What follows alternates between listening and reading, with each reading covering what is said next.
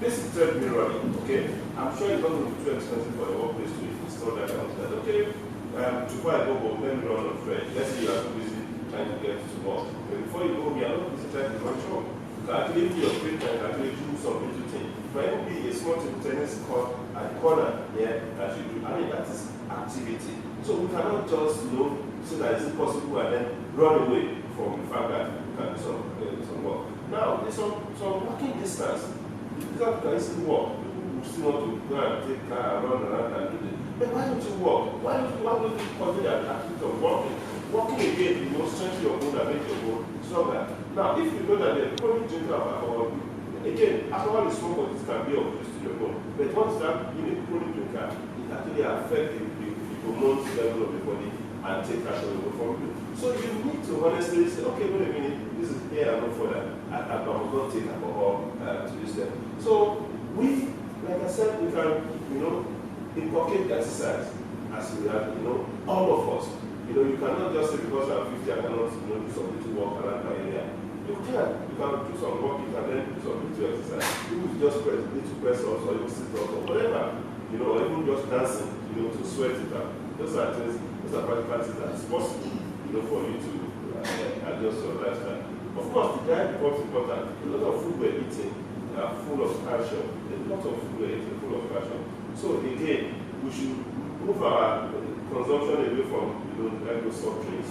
Because soft drink can take away calcium in the body. So we should move our diet from those things. Those are not too drink water. You cannot drink water most of the time. Then you can actually, drink. You cannot take milk. You can take water.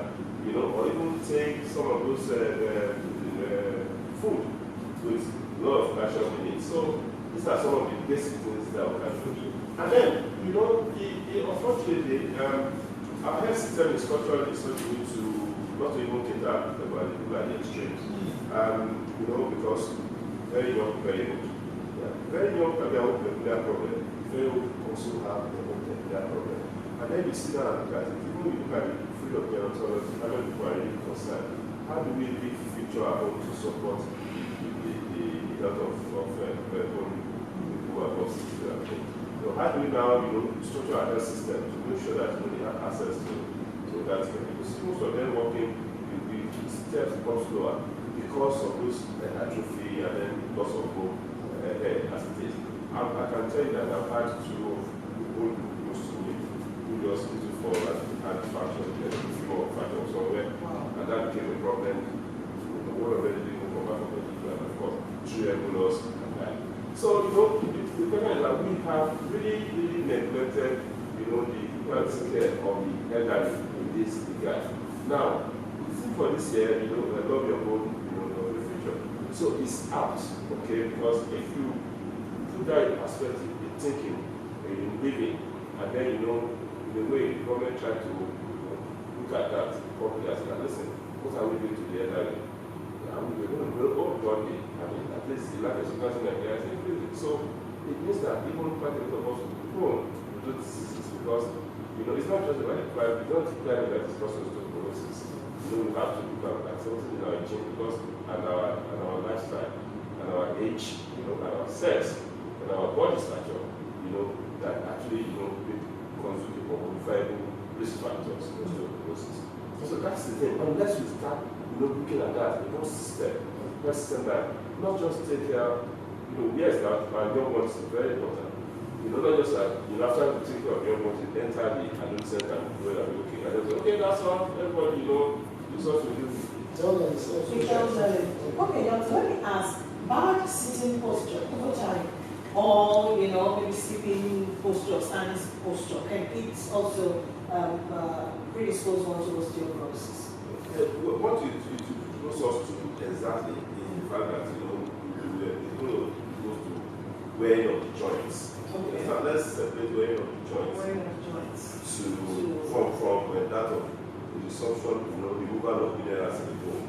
So they don't have the same mechanism. Okay. Now when we advise proper sitting methods to align the vertebra on top of themselves and ensure that we don't put pressure on the curvature of the spine or the bone, for instance. Then, that's also part of the wide range of loving your bone as it is. Like again, that your position is not a factor. Okay, but also but a factor in your bone. Okay. What about cases of people who have had fractures over time? Maybe they were not well treated. Can they over time, be disposed to? Yes. You put injury on the bone. The likelihood that the healing of the bone, especially if you have to patronize those what's it called, traditional people, you have to patronize them. The risk is that they won't allow the alignment of the bone. You know what happens when the bone breaks? All you need to do is to ensure that the edges of the bone touches themselves appropriately and well aligned. Those cells we're talking about will come and lay calcium to heal the bone appropriately. Now, if the calcium is not properly laid, let's say the bones fix them the wrong way. It's called the malunion. The healing will not be proper. And that will be the most fragile point of that bone, of that long bone. Okay? So that is why when we look at those things, we talk to that, okay, take property, do an engine, and be sure that the bones are properly aligned. Now, in a way, it's supposed to add additional fracture, especially if person falls. Understand? But once you have a good bone, okay, when you have a good bone and good bone and good calcium level in your body, and the thing is properly aligned, the fracture, the healing, will be there. But not, if you person falls again and breaks the bone, because that's the weakest point of that bone, not because the bone is osteoporotic. Okay. All right. Now, some school of thoughts think osteoporosis might not necessarily be something to worry about because it is a natural part of aging.